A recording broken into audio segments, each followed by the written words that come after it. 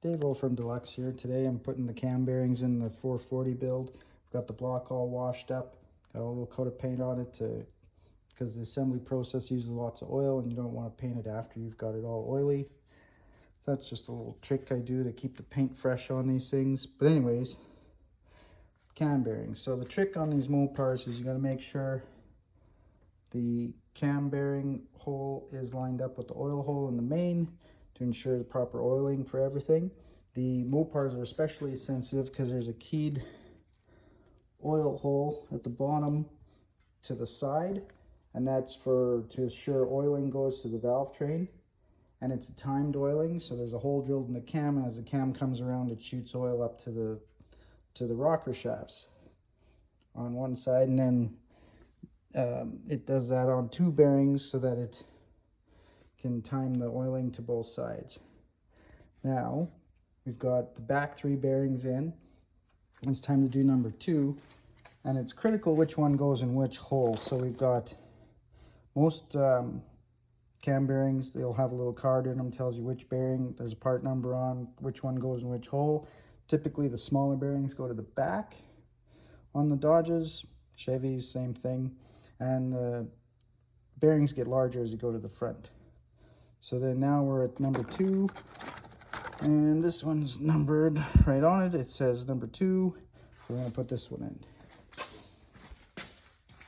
Now, one of the tricks to this is to not, when you put the bearing onto the rubber collet, you do not want to over tighten this. You want to make sure it's got it snug, but not too snug, because you don't want it to expand the bearing when you're putting it in, because that'll just ruin it.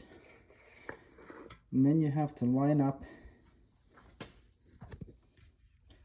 your oil hole on the bushing with the oil hole in the block. So you kind of got to do that by eye, by looking overhead first.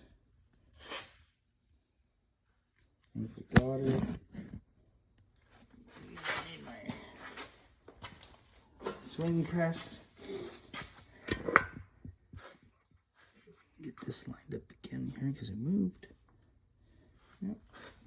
And then you have to make sure the cone is pressed up against the block good. That's the key to getting these driven in straight. If you let that get loose on you while you're driving it in, it'll go in crooked and the cam won't turn nicely and you'll just have a giant mess.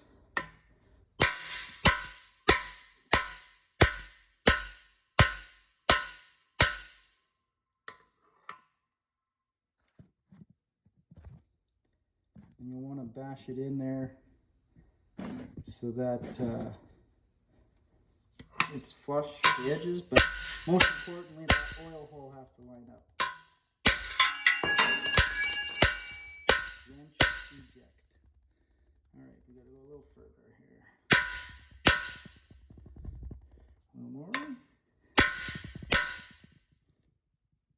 A little bit more. And one more tappy tap. Done. Now, find the wrench that escaped and loosen off the collet.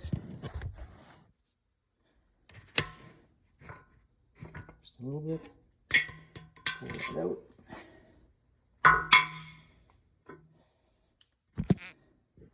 You see we got our bushing in there and the oil holes lined up nicely. I like the aluminum cam bushings. They don't blow out like the Babbitt ones do, and especially with a high performance engine with strong valve springs, you want the durability that the aluminum gives you. That's the key to maintaining oil pressure on lots of engines. People think when the oil pressure goes away on an older motor that it's always the main bearings. Not always. Most of the time it's the cam bearings.